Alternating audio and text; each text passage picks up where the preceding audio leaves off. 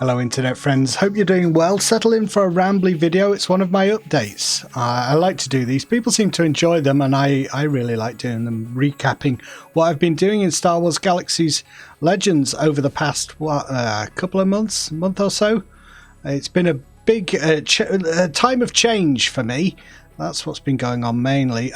Speaking of change, I'm watching this Ken Burns documentary all about the western part of the states and people moving from east to west in the 1800s and stuff, and how that country was colonized over time. And this it reminds me of this bit here, like Mos Eisley there, and you come out when I first arrived in the game, 18 months ago. There were no houses here at all. And now look, the urban sprawl is beginning even around Mos Eisley, which is not one of the big cities on Tatooine. Lots of people are starting to colonize, but it speaks to the growing popularity of the Legends server at the minute. They're changing some infrastructure to try and accommodate for the fact that it's becoming a really popular server. Anyway, so what have I been up to? Well, in my last video, I talked about what I was going to start doing this year, which was make all my characters synergize a little bit better. And the guy at the center of all of that is this guy, Snot. He's my crafter. He's my only crafter. I would like to have more crafters, but I like the utility of some of my other characters. So I'm going to try and focus on one crafter character, and it's really hard to do multiple crafts anyway, and I'm not that skillful or talented, so yeah, he's like the guy who is at the center of it all. So he makes food, and last time I spoke he hadn't done that. He was a shipwright, I believe. Now I've switched to food and clothing, and you can see all his kind of gear. This is where he makes clothing items. Snot Nap Fabrication Unit 1, and then down here we've also got some more factories. Well, I don't need to go all the way. Another fabrication unit, and the ovens, auto ovens, call them whatever you like. I just like to pick silly in-universe names for my stuff. So he can start to create his food and clothing. So that has been happening, and in the shop I've started selling that food and stuff. This vendor was actually in my house, but I'll talk about why I've moved her here. But as you can see, the vendor, where's all your food, is pretty fully stocked at the moment, and I'm learning the market with Snot and what kind of things people buy. I have to say, so far I'm not a multi-millionaire. I do have a few million, but I've been struggling, to be honest, to sell stuff. I don't know if I'm crafting the wrong kind of thing, or food is not particularly, there's a steady stream, but it's not hugely in demand.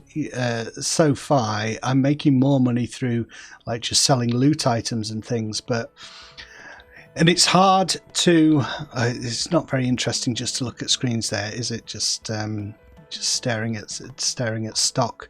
But try every item that I craft, I put on the table here just as display. But I've set myself the task of I don't craft anything unless it's capped. So everything that I sell, the food and drink, is always at the cap. And in order to do that, you have to have really good resources, and the problem with that is, I said settle in. This is going to be one of those. It's going to be crafting. I'm sorry, I'm not fighting Night Sisters. This is important, but this is important stuff. It's actually one of the things that I enjoy the most, the crafting in the game. And so you need those good resources, but the thing is, the resources aren't there. So the best resources, you have to either wait for them until you can craft stuff, or you have to buy previous server best resources off the bazaar, and they're very expensive. So once you've made that initial purchase, the margin between paying what you need for the resources and what you charge for the food is very narrow. So you've got to charge a certain amount or you don't break even. And I have noticed, if I slash the prices, people do buy more, but then I'm not making a profit. So I've got to find the balance somehow. And I'm struggling a little bit with it, but we'll see how it goes. I've got another focus for Snort, but this guy, the shopkeeper Mukluk, he's like Snort's best friend. I think they came here together, and he works for him now. He gets a decent wage. So that meant that I had to do some stuff here. So for instance, we've got our exotics in order to be able to craft the food at a decent level, and so food assembly and food experimentation on my shirt, on the armor, and on a knife there. So I equip all of those when I'm going to be doing my chefing, and I'm able to get some good stuff. And I've got all these kind of Bespin port and cake and stuffs and power-ups to boost my chefing skill, so we can get up to those capped items. I don't think there's, there doesn't seem much point to me in selling anything other than the best, so I restrict myself to that. I think this is the best greeter. Let me just go back out and approach her again, and I'll put the sound on so we can actually hear. Hold on, let me put the sound on here. I love it. Yeah, I really like this greeter. I think it's the 5-month Legends reward, but you can color it. You can really customize it really nicely, and it's like what's the name of the creature now? I can't remember. Size Snootle's creature. Nerds in the thing. So you can have a sit here, look, you see, and have a little bit of food. What was I saying? So the problem that I've been finding in conjunction with like making a profit is every time I make a little bit of money, I find that I need some more stuff. So it took an awful lot of cash to get all this gear and get what I needed to start being able to create stuff. So every time I get more gear, I think of something that I need. And it's just happened again with reverse engineering, because I really wanted to get... Here's another greeter. I don't put the sound on this guy, though, because he's really... He makes horrible sounds. So this is where he chefs. This is just and like I was saying before, over time, I like to do it so you can see the characters evolve. And like now there's a kitchen because he's a chef, and gradually there'll be more knickknacks and stuff around here to make it look more like a kitchen.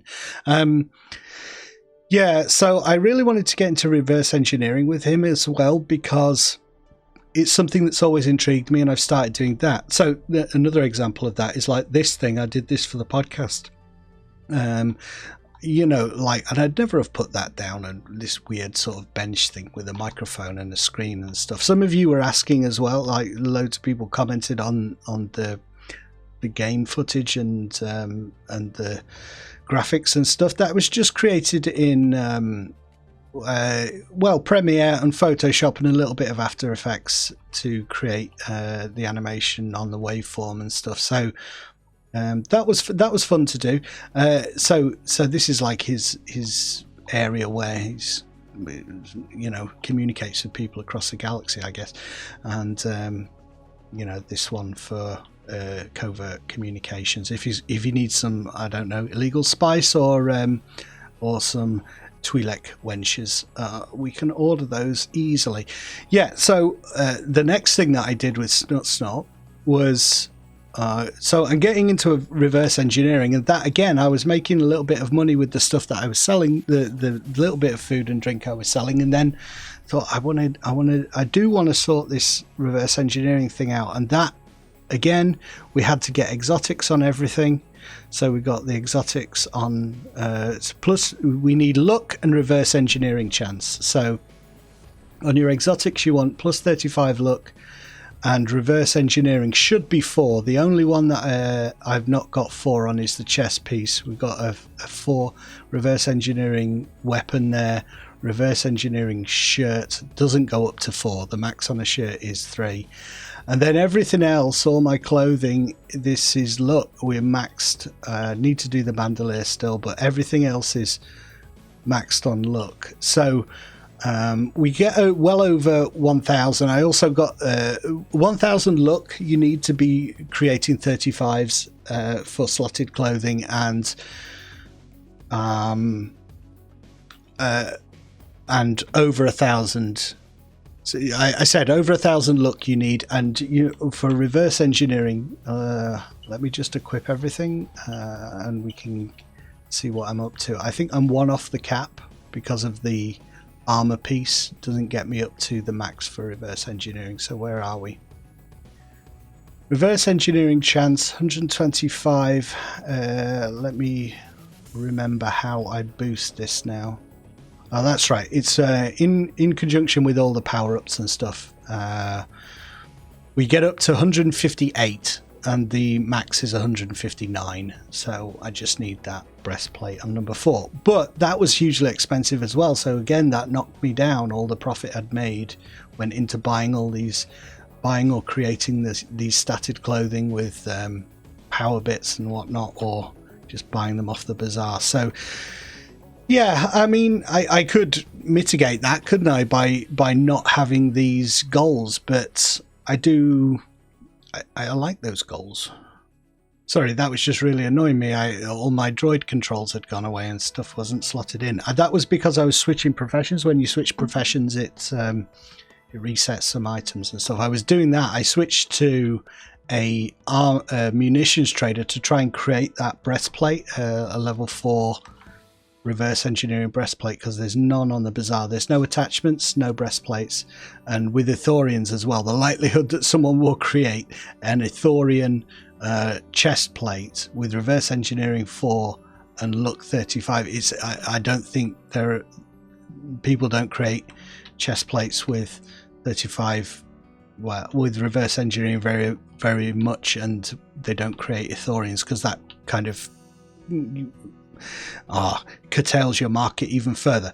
So but I'm getting the hang of it. We're getting all the junk loot together to start the reverse engineering process, and that is done with my other character Deck. He's an officer, so he has some AoE to kill low level mobs and get the modifier bits, and then we're starting to pick up high level gear to attempt reverse engineering with. So we put all our reverse engineering gear on, pop all our power-ups, and then start reverse engineering. I hope to get good bits, and then the next stage is you get these casual shoes, and then you start to put those power bits into the shoes, and then you reverse engineer again, and every time you reverse engineer you get a chance that the power up will go up. So for instance, I think people sometimes think that with reverse engineering, you reverse engineer, you get your high level gear and your power ups, you reverse engineer this level 89 thing, strength 22, it goes off the level and the highest of these stats for the reverse engineering. You plop it into your reverse engineering tool, which is here, open. I might as well show you. So you put it in there, and then you click reverse engineer, and you cross your fingers and you hope to get a 35. That's not how it works. You'll never get a 35 from reverse engineering like that. You have to reverse engineer and reverse engineer and reverse engineer. So, and you do that with these shoes. You retrieve that item, and every time you reverse engineer, you'll get a chance that the power up will get better and better, kind of thing. And you gradually move it up to a 35. Takes a long time, and you have to do multiples of these, but the good thing is, with being a clothing trader, you can create your own clothes to kind of just keep destroying those items and recovering the power bit. So we're ready to go with Snut Snort now, and I'm really enjoying it. I feel like my two main characters are Snut Snort and Naplu. They're the kind of two that are, there's no end game to Star Wars Galaxies, but they're definitely getting close to being capped with, the kind of gear they need. I also got the Shard of Retaliation for Snot. Obviously, he didn't do the quest himself. I did the quest with another character and gave him the Shard of Retaliation because that gives you plus 200 luck. So swapping to Naplu, I'll do that. Yeah, he's pretty strong now. We've got all the statted clothing, and so where are we up to?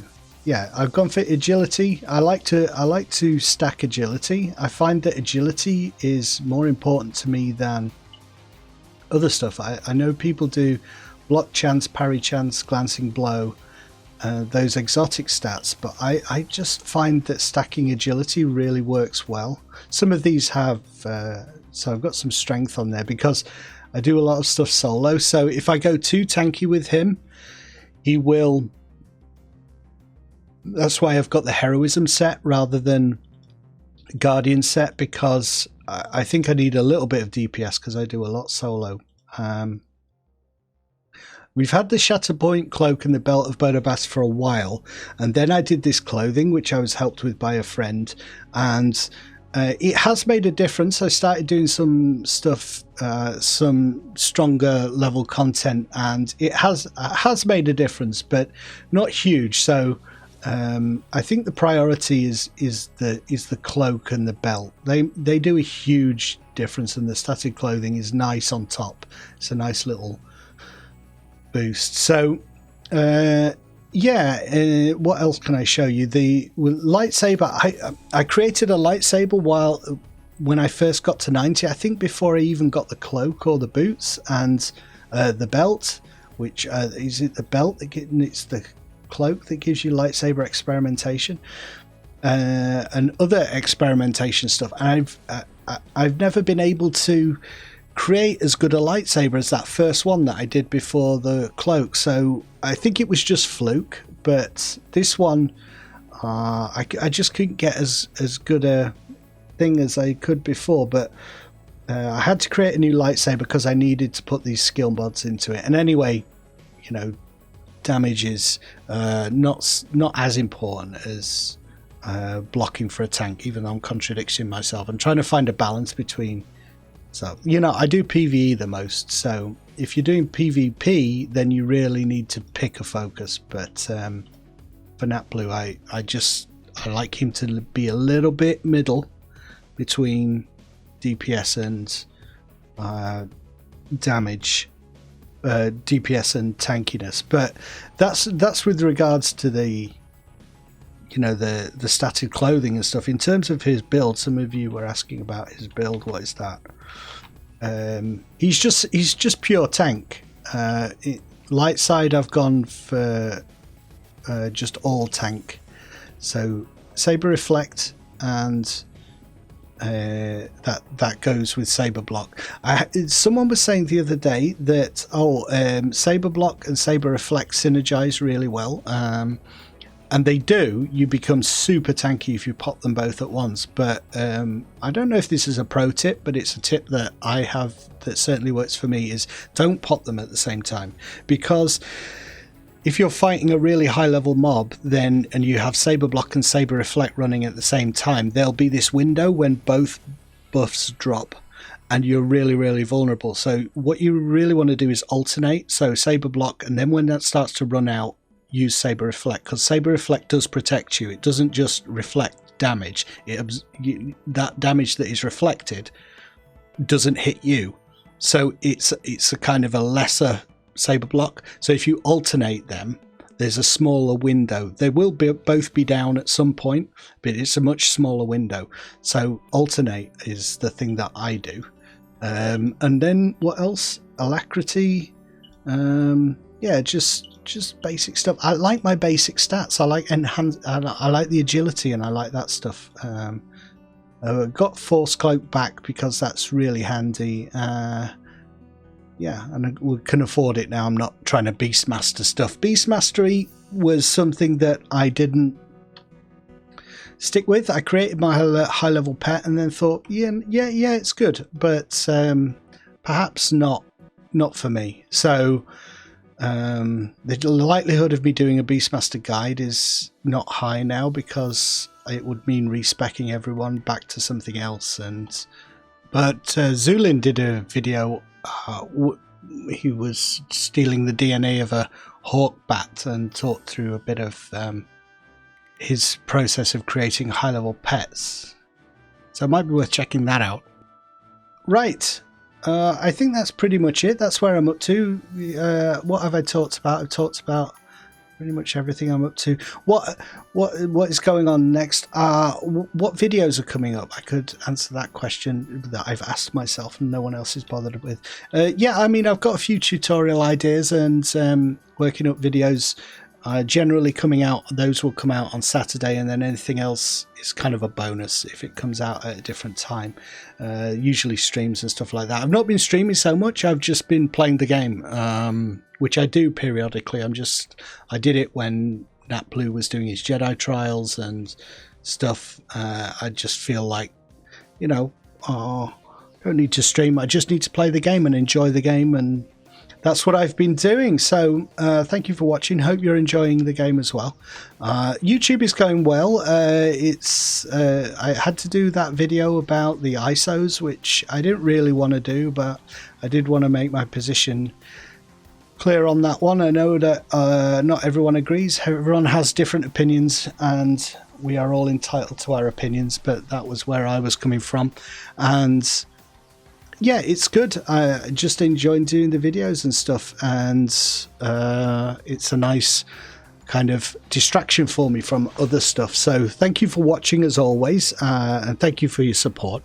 Whether we meet in game or you talk to me here or on Twitter or on Facebook, it's nice. Lots of people are finding the channel and talking to me, so that's great. All right, I will see you next time. Do like and share the video if you get a chance. I know it's a little bit of a dry one, just looking at screens and me waffling, but hopefully it was enjoyable to you and informative. And I'll see you soon. Let's just go and see this lady and see if I can get her to talk to me again.